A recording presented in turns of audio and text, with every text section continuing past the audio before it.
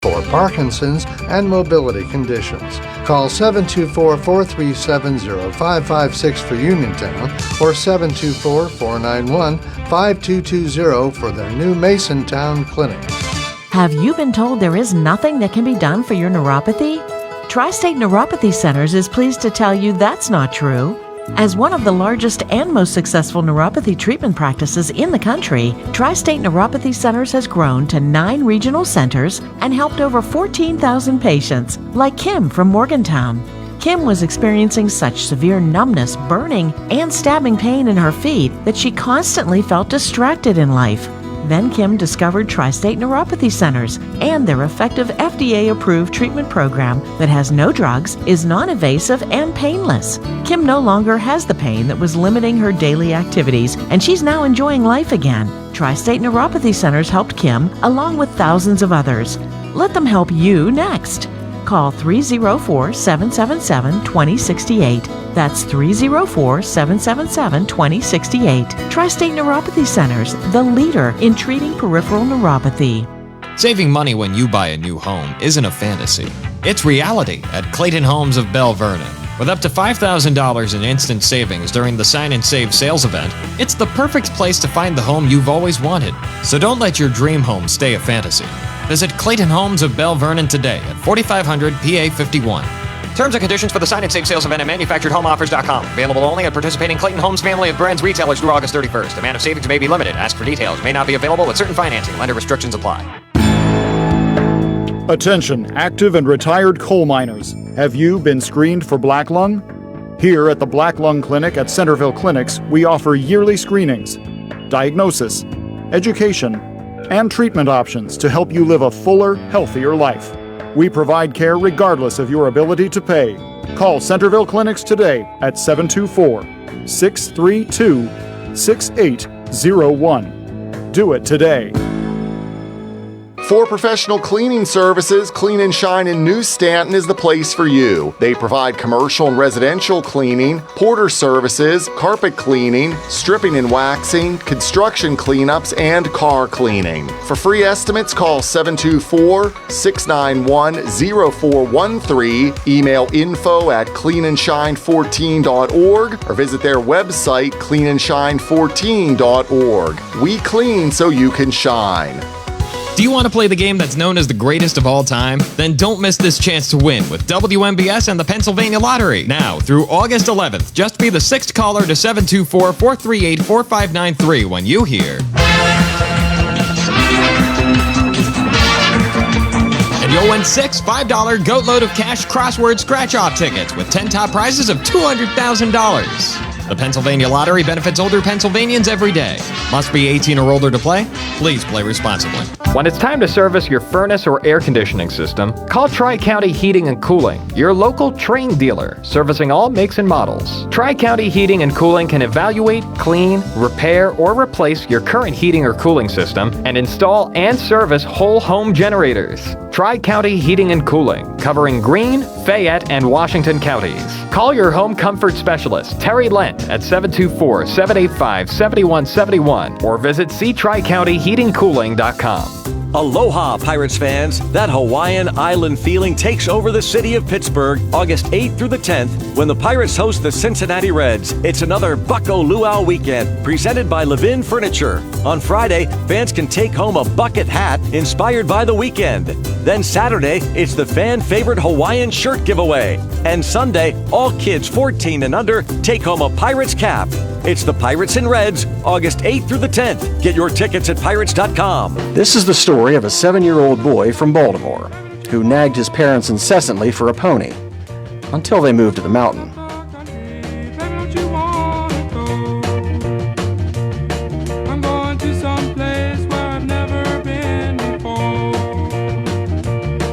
There, over 40 years, I learned everything I could about the farmsteading lifestyle from great mentors.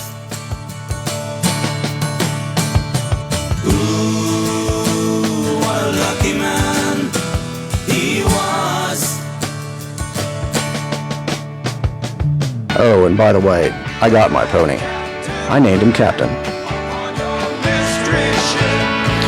Alrighty, welcome to Farmsteaders Field Notes. I'm your host, Shawn from the Mountain. Glad you decided to join me here on WMBS 590 AM, 101.1 FM, and Facebook Live, and of course, www.wmbs590.com. And as always, if you have an agricultural event that's open to the public, please let me know, and I'll do my very best to promote it. We're going to kind of go a little bit out of order today, just because it's kind of a strange one. We just came back from the fair. It was a big time at the fair. But just because that fair is over doesn't mean that there aren't more to come. So, up in the sky with the stars in her eyes, I'm gonna tell her just how I feel. Well, there's a full moon in the western sky, and there's magic in the air. Ain't nothing I know of can make you fall in love like a night at the county fair.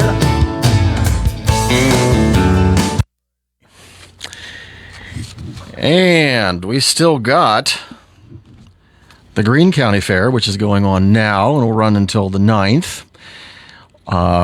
Also going on now is the Dawson Grange Community Fair. That's going on until the 9th, too. And if you feel like driving south, you can go to the State Fair of West Virginia. That starts on the 7th and will run until the 16th. That's in Lewisburg. August 9th through the 16th, the Washington County Ag Fair. That's the Pennsylvania Washington County, not to be confused with the Maryland or who knows how many other counties Washington are named after, but there's quite a few of them. Also, the 10th to the 16th, the Valley District Fair in Reedsville, West Virginia. Coming up August 15th to the 23rd is our neighboring Westmoreland County Fair. The 16th to the 23rd is the Somerset County Fair. Again, neighboring counties having fairs at the same time makes it kind of hard, but do your best to patronize them. Also, going on the exact same time, August 17th to the 23rd, is our own Bullskin Township Community Fair. And the Tucker County Fair in Parsons, West Virginia. That's also from the 17th to the 23rd. So a ton of fairs always happening in the same week, but if you can, do your best to patronize them all. August 19th to the 23rd, the Monongalia County Fair in Westover, West Virginia. August 22nd to the 30th is the Barber County Fair in Philippi, West Virginia. And then we're good until September. And in September 5th and 6th, they got the Nicholas County Potato Festival in Summersville, West Virginia. September 10th to the 13th, the Berlin Brothers Community Fair in Somerset County. September 12th through the 20th is the Great Frederick Fair in Frederick, Maryland. That's always one of my favorites. September 25th through the 28th is the Preston County Buckwheat Festival. September 27th to October 5th is the Mountain State Forest Festival in Elkins, West Virginia.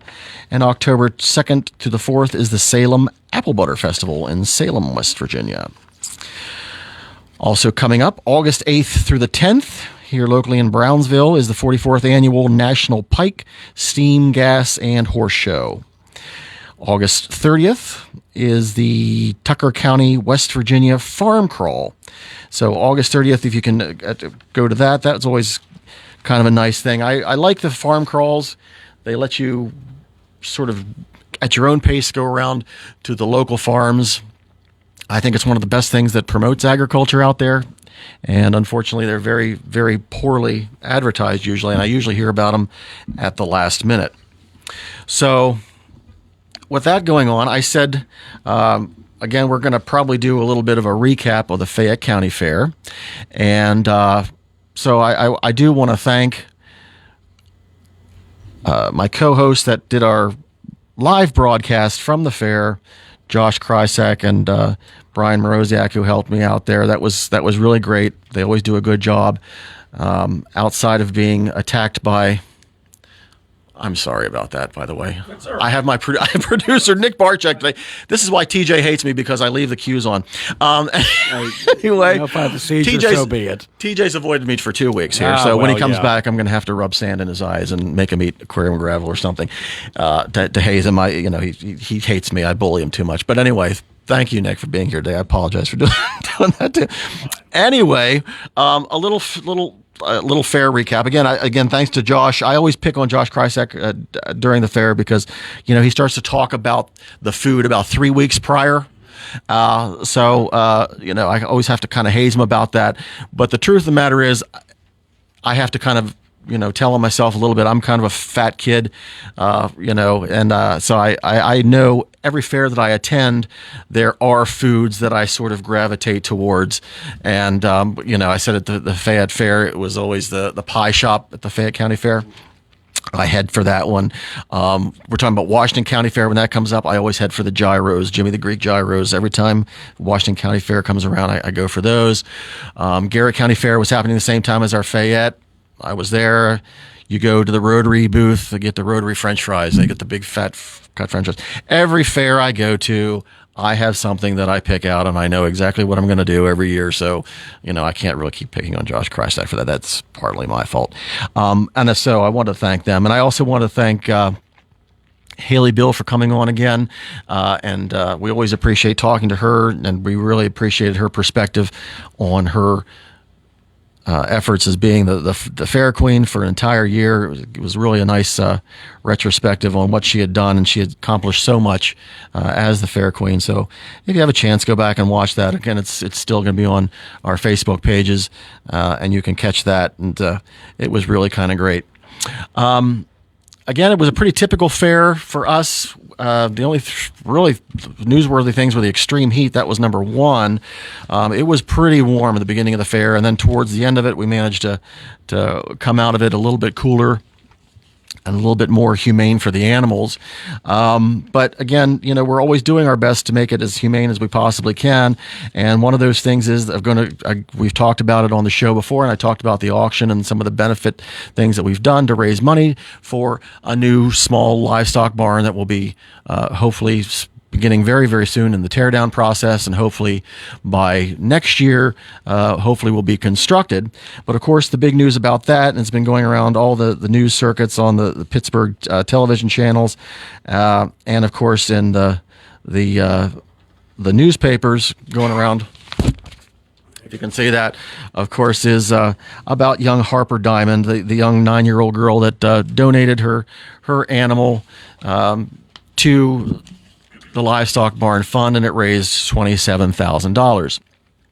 And so it's been a lot of good feedback from that, and a lot of a little bit of backlash when you read some of the news and comments that are made on some of the news channels. But just to make it 100% clear to understand this, this particular family is a 4th generation 4-H family, and even though this is a really great charitable thing that they did here, it's not atypical for 4-H. I mean, this is what gets ingrained in us as 4-Hers, that we're part of the community, that we help out the community.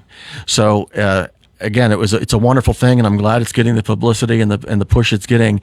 But this family gave to 4-H. 4-H is given to them, and they're leaders in their 4-H clubs. I know that they sell project pigs to a lot of their 4-Hers and things, and they're deeply involved in it. And for 4 generations, I mean, it's been a big part of their life. So, it does compel you to give back what's 4-H has given to you. And again, not to diminish it in any way, shape, or form, but we always seem to manage to come together. The 4-H community always does this. A few years ago, we had a young lady that was injured while raising her project. Her lamb caused some paralysis and some issues with her. We came together. And the community was excellent. They bidded up her animal and raised a tremendous amount of money for her. That was wonderful that happened too. So, this is just typical of 4-H. This is exactly what we do in 4-H. This is exactly what we want to instill in the young people. So, just a wonderful job. That's really, really great that's happening. Again, if you they still taking contributions for the small animal barn, and again, some of the commentary that was made on some of the news programs was, slightly negative. They were like, oh, they shouldn't take money from this little girl. They're taking it from her college fund. Believe me, she's got another 8-10 years in the 4-H program. She's going to do just fine. She's going to go to college if she wants to go to college. So you don't have to worry about her there. Some other comments were that why doesn't the fairgrounds itself build it, use its own funds to construct it? And here's the fact of the matter. The fact of the matter is the Fayette County Fairgrounds really does an excellent job with promoting agricultural things. But as far as a business goes, they could, it's not going to help them to build a brand new barn in any way, shape, or form, because basically, in the off season and things, maybe they're renting them out to house boats and things to keep over the winter and stuff. But there would, the cost of what it would take to build one of these brand new barns, they would absolutely never recoup it. So the fact of the matter is, it's impacting us, the agricultural community. We need to step up and we need to pay for it. So any contributions that you can think of to help with it, there's certainly we're open to it. So it's been really wonderful how much and how quickly we're getting funding for it, and we're just going to try and keep it going. So that was wonderful. Again, everything else at the fair was fairly typical for our fair. I can tell you when we go through some of the information booths and some of the barns that had things put out, I can tell you the displays are always very, very intricate, and everybody works extremely hard to put together nice presentations and things.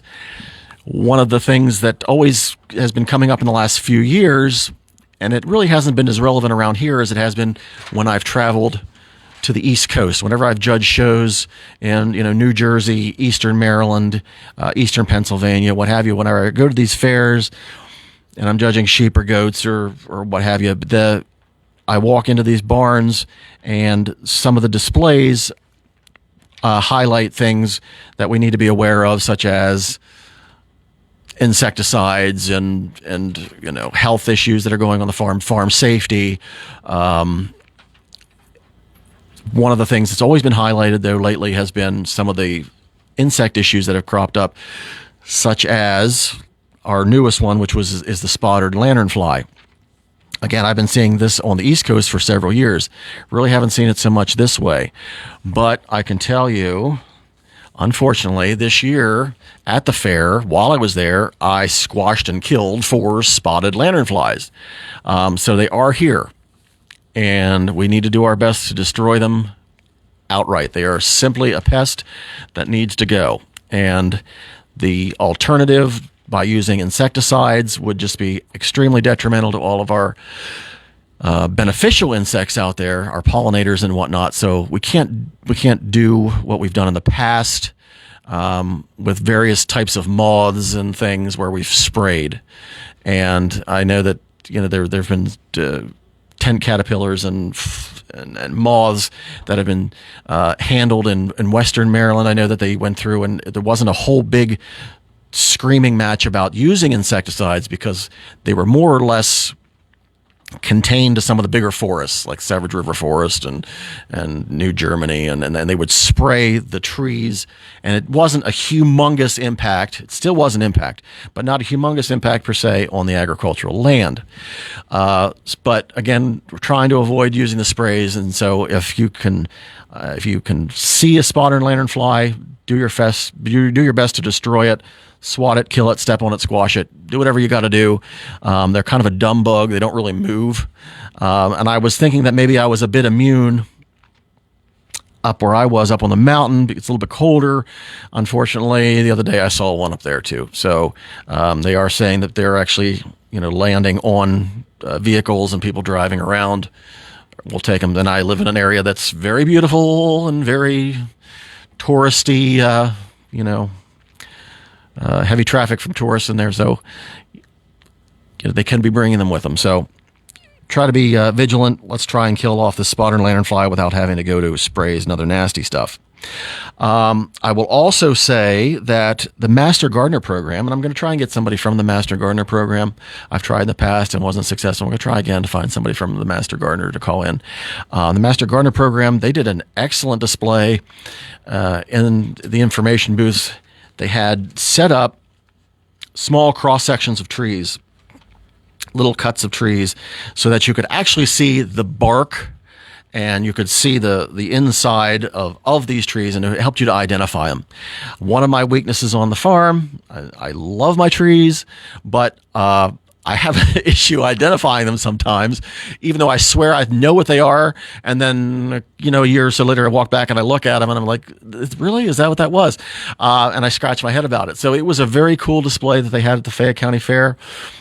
And I hope everybody got to look at it. If not, when it comes back around, I hope they do it again next year. Take a look at it. And it really was wonderful for tree identification, not just going by leaves, because obviously not every, all year you don't have leaves all year on your deciduous trees. So it's a very, very cool way to identify them. And it was really helpful to me because I was like, you know what? I bet that's what that tree was that I was looking at. This year alone, and I hate to admit this because I sound like such an idiot, but I found 2 new apple trees on my farm. Nick's like, yeah, you're a moron. 2 trees that were obviously been there a very, very long time that turned out to be apple trees. And I swear I didn't think they were apple trees. I swear I didn't think they were. This year I had apples. But one of the great things about the fair, all of our fairs, when you walk around and you take a look in some of the display places, just for me specifically, I was able to look at some of the produce and some of the agricultural products, and I'm able to compare. I'm able to say, you know what? Maybe I need to do a little bit better. maybe this was a hard year on everybody. Maybe it helped me feel a little bit better. So I can tell you that, like some of the hay I was feeding, I was feeling a little bit guilty that maybe it wasn't the best hay in the world that I was feeding my livestock this year. And I got to look at some of the hay this year at actually 3 fairs in the last week. And to be honest with you, I'm not feeling so bad about it anymore. I mean, and I'm not criticizing anybody's hay. It was nice looking hay, but we had, I think I was sort of right there in the same zone where they were. We were sort of getting sort of the same color, the same smell, and the same texture to the hay that was made of the same stuff. It was mostly, a cross between some clovers and some alfalfa and some orchard grass, and that's how they were labeling it. And so I was feeling a little better about maybe this is the best that we can do right now, and that we just have to deal with it. I can also tell you that my peppers are on, my tomatoes are on. I mean, we're keeping pace with everybody else. I think my apples are a little better than what I saw entered at the fairs this year. My apples are really, really have some really good size and color, and this year, and the stupid deer would agree because they're standing underneath the trees waiting for them to fall down for the ones that they can't reach. So, again, that's the great thing about a county fair. You can go and you can sort of compare what's going on with all of your, what's going on with your products and what's going on with your farm. I'll also like to say, you can also see your local politicians pop up at the fairs. They're, even if you don't see them all year, they manage to pop up whenever you see them at the fairs.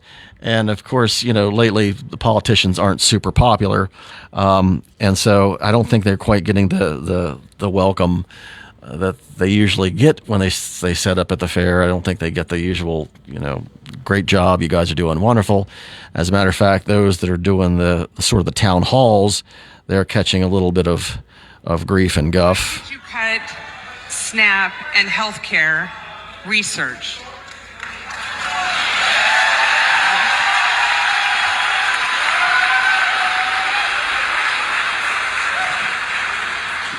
We do not have unlimited money in the United States.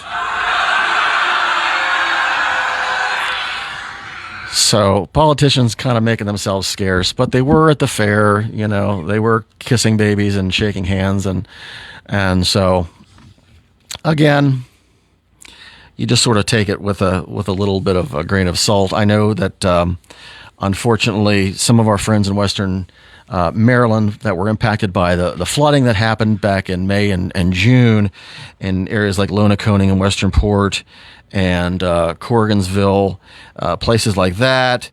They unfortunately, President Trump announced that they are going to deny their request for disaster declaration for the flooding and all the damage that happened there. So, again, I'm originally from Western Maryland, so my heart goes out to those people. That was a lot of bad damage done. I mean, if you saw the news, you saw the kids at the Westernport school literally had to be boated out. They were climbing out of the school, and that school has received a tremendous amount of damage from that. So hopefully some other kind of relief can be handed out to our friends in Western Maryland, because that's a really unfortunate situation. Anyway, I got beans, greens, potatoes, tomatoes, lamb, rams, hogs, dogs, chicken, turkeys, rabbits, you name it. Look, I got beans, greens, potatoes, tomatoes, lamb, rams, hogs, dogs, beans, greens, potatoes, tomatoes, chicken, turkeys, rabbits, you name it. Beans, greens, potatoes, tomatoes, lamb, rams. Poor Nick. I always have to harass him with those. Oh, it's great. But anyway. How can you not love that? I haven't talked about our farmers markets in a while. Like I said, I'm going kind of out of order, and we'll talk about the news here in a little bit after this. But farmers markets, Uniontown, Pennsylvania, every Saturday in Bailey Park from 9 to 12, going from now until September 27th. Bedford, PA, every Saturday, Lambertville Methodist Church, now until October, 9 to 1 o'clock. Frostburg, Maryland, Frostburg City Place, now through October, 9:30 to 1 o'clock. The Connellsville Farmers Market, those are on Thursdays at the East Side Fire Station, 5 to 8 p.m., 100 North Arch Street. Confluence Farmers Markets, theirs are a bit more sporadic. Confluences, they have them at the Town Square, and the next one will be August 30th from 8 to 12.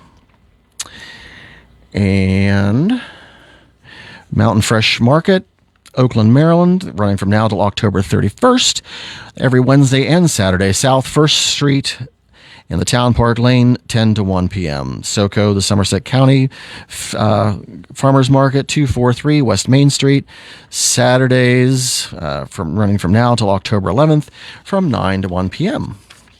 Keystone State Park Farmers Market every Sunday from now till September 28th from 10 to 2, 1150 Keystone Park Road, Derry, Pennsylvania, in the beach parking lot. Ligonier Country Market every Saturday, running now till September 27th, 8 a.m. to 12 p.m., plus other random days. Check their website. They're at the corner of Springer Road and Main Street. Deep Creek Farmers Market, Garrett College parking lot, every Friday, 3 to 6 p.m. until October 4th. Davis Farmers and Artisan Market every Friday, 5 to 8 p.m., now through September. The Barber County Farmers Market at the Barber County Fairgrounds in West Virginia every Friday, 4 to 7 p.m. from now till October. Cheat Lake Farmers Market every Monday from now till mid-October, 4 to 7 p.m. in the parking lot of the Chestnut Ridge Church, 2223 Cheat Road. Waynesburg, PA every Wednesday from 10 to 1 till October, next to the courthouse. Lower Borough Farmers Market in the Bon Air School parking lot, 9 to 12:30 p.m. every Saturday till October 4th. The Mountain Area Farmers Market in Farmington, PA, at the Farmington Fire Hall from 4 to 8 p.m. Their next one will be August 22nd. No, I apologize. August 8th will be their next one. That'll be their Kids' Day, August 8th, Kids' Day. And then following that one, they'll do one on August 22nd. Rockwood, the new Centerville Farmers Market, locating at Holy Hayloft, Thursdays from 3 to 6 p.m. Morgantown, West Virginia, downtown, every Saturday, 8:30 to 12 p.m. in the large pavilion. And then the other ones in Milan Park, 270 Milan Park Lane, Wednesdays, starting from 4 to 7. Cumberland, Maryland, the Canal Place, Thursdays, 9:30 to 1 p.m. That's down in Cumberland. Uniontown Poultry Association will be going back to having their regular buy, sells, and trades August 17th at the fairgrounds. That usually starts at 7 a.m. You want to get there early because things tend to sell out. Also, the Delmont Busy Beaver Swaps. Those are on Sundays from 8 to 11. 401 Vine Street, Route 22, next to the Walmart. You want to check with them when the next one is, though. because it's not every Sunday. The Indian Head swap from 7 a.m. till 11. Their next one will be August 10th, and then they'll have one on August 24th. Also announcing, Grantsville will have their small animal poultry sales. Those have been doing well. They've been doing well at Weston as well. They just had one. But Grantsville will be having one on August 8th. It starts at 5:30 p.m. So make sure that you check those out. Also, just a little bit of an announcement. Environmental Services in Western Maryland have seen their 5th and 6th cases of rabies in feral cats. So if you have cats that are running around on the farm, make sure that at least once a year you capture them and make sure that they get a rabies vaccination. When you have your normal vet checks, make sure you go ahead and do that. Also, there was an attack by a rabid raccoon in Monongalia County just recently, and the woman was bitten by it. So be very, very careful. Be aware of your surroundings and be conscious of what you're doing out there. Very, very careful. Okay, so how about we go out of order and we do a little bit of news.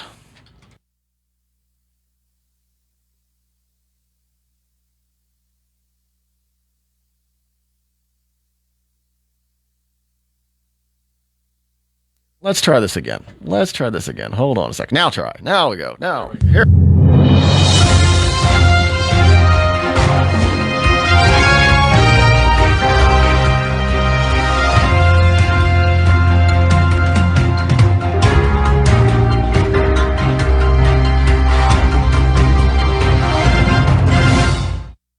Okay, so I knew it was going to be a while. I knew I was going to have a hard time getting back in the swing after that week at the fair. But anyway, we're getting it together. We got it here. Okay, in the news. Snap cuts poised to hurt farmers' rural communities. The Pennsylvania State Grange hosted a press conference to bring attention to the harmful impacts of the proposed federal funding cuts to the Supplemental Nutrition Assistance Program. Pennsylvania Secretary of Agriculture Russell Redding joined Pennsylvania State Grange President Matt Espinal at the event, State Reps Paul Tack and Emily Kuykendall. Feeding Pennsylvania CEO Julie Bancroft, State Department of Human Services Deputy Secretary Andrew Barnes, and family members of the Wasson Farm Market were there as well. The press event was held at the Wasson Farm Market, owned by Ron and Cindy Wasson, near State College. SNAP is a food assistance program that helps nearly 2 million Pennsylvanians, including family, children. Just blinding poor. Statistics have shown that for every dollar in SNAP benefits, the economy grows by 1.54 through job creation, income for food producers, and stronger rural communities. Radical SNAP reductions would hurt 2 million Pennsylvanians struggling to get to put healthy food on their tables, Redding said. It would also be a direct blow to the farm families who supply groceries and farm markets, and the families of 12,000 Pennsylvanians who work in grocery industry jobs across the state directly supported by the SNAP spending. The Shapiro administration is doing our part, investing to see that no family goes hungry in Pennsylvania. We are calling on Congress to keep its promises and remember that commitments to Pennsylvania farmers, families, and businesses. Emphasizing how the changes will affect more than just the individuals who qualify for SNAP. There are close to 50,000 farms in Pennsylvania and many SNAP recipients that shop locally at farmers markets and other agribusinesses.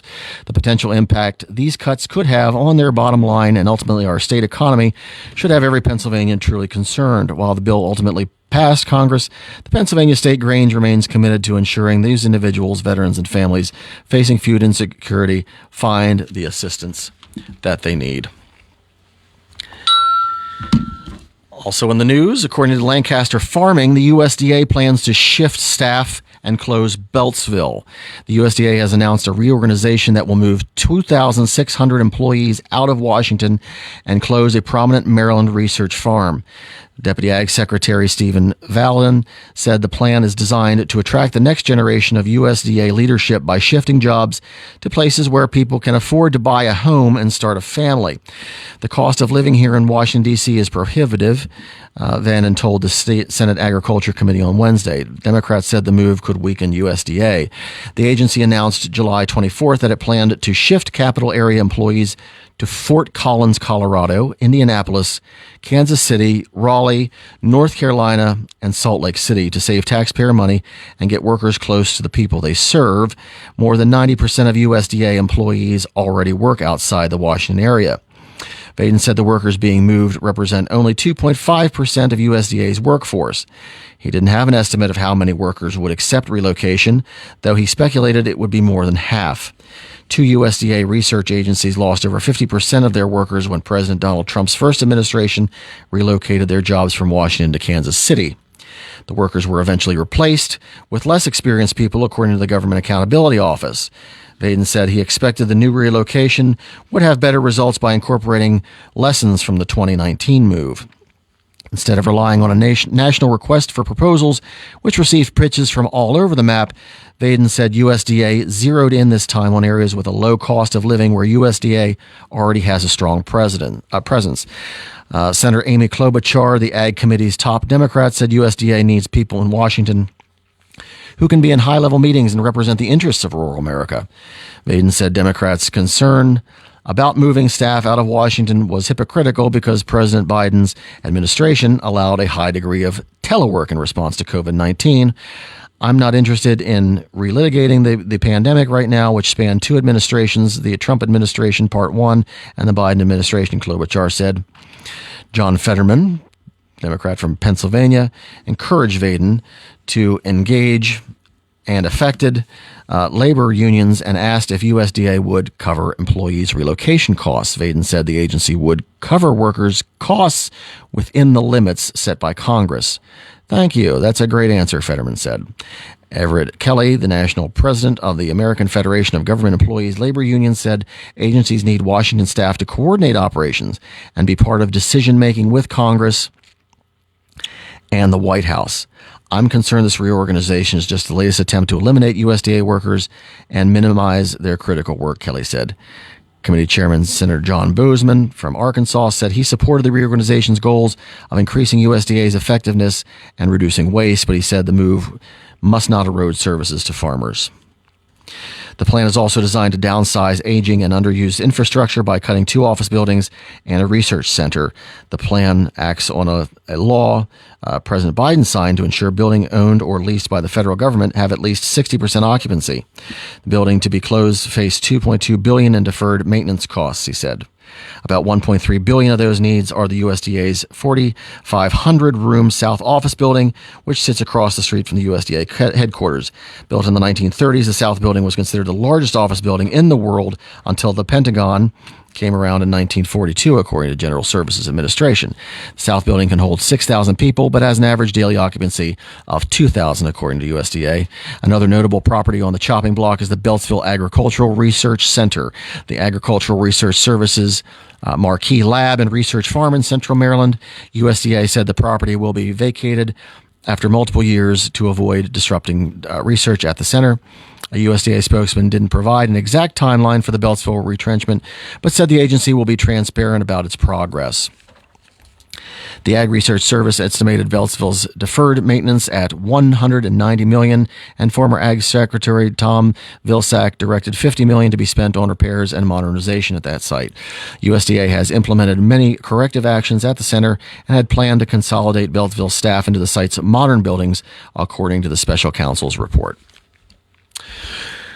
Also in the news, one of the biggest microplastic pollution sources isn't straws or grocery bags. It's your tires. Every few years, the tires on your car wear thin and need to be replaced, but where does the lost tire material go? The answer, unfortunately, is often waterways, where the tiny microplastic particles from the tires' synthetic rubber carry several chemicals that can transfer into fish, crabs, and perhaps even people who eat them. We are analytical and environmental chemists who are studying ways to remove these microplastics and the toxic chemicals they carry before they reach waterways and aquatic organisms that live there. Millions of metric tons of plastic waste enter the world's oceans every year, and in recent times, tire wear particles have been found to account for about 45% of all microplastics in both terrestrial and aquatic systems. Tires shed tiny microplastics as they move over roadways. Rain washes the tire wear particles into the ditches where they flow into the streams, lakes, rivers, and oceans. Along the way, fish, crabs, oysters, and other aquatic life often find these tire wear particles. And some fish species like rainbow trout, brook trout, and coho salmon. I lost my place. And coho salmon are dying from toxic chemicals linked to tire wear particles. There we go. Researchers in 2020. My computer's acting up again. Some species like the research in 2020 found that more than half of the coho salmon returning to streams in Washington state died before spawning, largely because of 6-PPDQ, a chemical stemming from 6-PPD, which is added to the tires to help keep them from degrading. But the effects of the tire wear particles aren't just on aquatic organisms. Human and animals alike may be exposed to airborne tire particles, especially people and animals who live near major roadways. In a study in China, the same chemical was also found in the urine of children and adults. While the effects of this chemical on the human body are still being studied, research shows that exposure to this chemical could harm multiple human organs, including the liver, lungs, and the kidneys.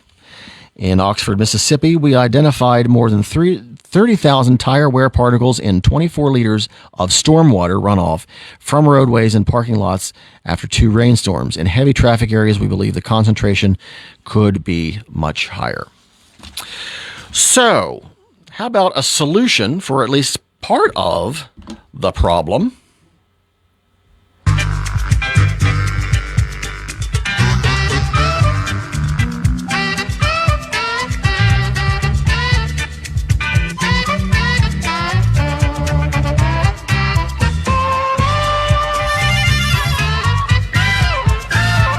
Anyway, in this recycling segment, how about I'm using a lot of my tires for the benefit of the farm by creating some outdoor feeders. And some people have done this before because tires are extremely hard. If they're still in decent shape, not losing the retread or anything like that, you can insert in the center of the tire a feeder, and I've done this before, for some of your larger livestock, your horses, your cows, and things like that. And if you're sure that they can eat them before any rain damage happens, you can do that. You can put it out there, but you don't really want it sitting out there and getting moldy if you put a lot of feed. Also, I'm not really crazy about using them as mineral feeders because as time happens, and like this year, this spring, we had excessive amounts of rainwater just pouring down on it. So a lot of and minerals are very expensive, very, very expensive to feed, the supplemental minerals we give our livestock. So we don't want them to get totally wasted and poured upon. So this year, I've actually gone to recycling 2 different things. I'm getting the big 50-gallon drums, the big plastic 50-gallon drums. And I take those and I drill with a 6-inch hole saw, 4 holes around. I go about a quarter of the way up that big barrel, and I'll drill a hole in it. And then I'll take that barrel and I'll sit that big barrel and I'll attach it to a tire, make the tire at the bottom. And the whole point of this is, and I'll attach it with either bolts or I'll use some kind of wire, drill holes and wire through the tire and use it. Again, the point of this is that the wind can't blow it over with a tire on the bottom of it. And I can put the minerals in there, and I can put a bit of feed in there or something like that, where some of my smaller livestock can stick their head in there and they can still eat. And if it does happen to pour down rain, it's not always going to get ruined really badly. So that's been one of my recycle projects this coming year, and I hope to really get into it more deeply and get one in every paddock, at least one in every paddock for the young livestock to eat from. So that's going to be kind of an ongoing project for me. But again, I really wanted to recycle tires, and I really wanted to recycle the big barrels that I kind of had sitting around doing nothing. But these big 50-gallon barrels that you want to make sure that it didn't really have anything chemically bad in those. You can still get those at your big box feed stores, but I really, if I had some that had food additive in it, almost like caramel and things like that in it. So we drilled the holes, and the animals just love. They think they're kind of being naughty because they're sticking their head somewhere that they think they shouldn't be sticking their head in. But we want them to, so they're sticking their head in the barrel. And again, I'm keeping some trace minerals in there, some baking soda in there that they can get to, and those things are just so easy to cake, and once they get rained on, the livestock just completely avoid them. And the whole purpose, and it's one of the things that even though they're very, very expensive, we want them to consume the trace minerals. We want them to consume the baking soda if they need it, because it's one of those things that in our small ruminant animals, baking soda is essential for balancing them out if they absolutely need it. So we want to keep that accessible to them all the time. They're going to feel healthier. Definitely making sure that we utilize those barrels and utilize the tires. I keep getting tires back. I'm changing tires every year and a half at this rate, the way that I drive. And so I keep having them, and I don't want to pay $6 a tire to get rid of them if I can utilize them and, do something with them for them to throw them out. And really, they're just dumping them in the ocean. Let's be honest with you.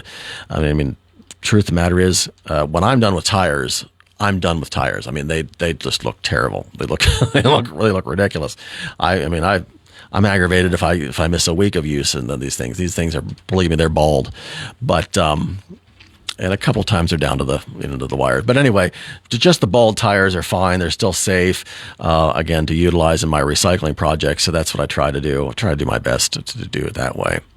But that's been a big one for us, especially with the heavy rains this year, to try to come up with solutions that we can still have the livestock outside. They can still have the benefit of the sun when it is sunny, without having to worry about everything getting ruined, because everything is extremely expensive right now. And for it to be rained on and just to be wasted is just absolutely ridiculous. I'm trying to come up with some alternative ideas for outdoor hay feeders as well. I'm very lucky that I sort of can regulate exactly how much hay that I give my livestock to consume, and I know how much before. I watch the weather forecast. If I know it's going to be heavy rain, maybe I don't feed quite as much. If I think it's going to be a beautiful sunny day, maybe I'll feed a little more. And again, the hay has been such a good quality that they've wanted to finish it off. They don't just waste it. They don't just, And that's one of the biggest issues with my livestock is the feed waste. They have a tendency to just want to destroy it, and it's part of being a prey-driven animal. Instead of being, the predator that wants to kill other animals, you think that some of these animals that are a little more mild-mannered, like your sheep and your goats and things, that they don't really want to compete with each other, but they really do. And one of the things that just inherently in them is that they want to destroy the food before the other ones get it. They just want to compete with them. So it's a chore to put their food out so that they can't step in it first or manure on it first or put their feet in it first, just to ruin it. Even if they're not hungry, they'll just ruin it so the other ones can't have it.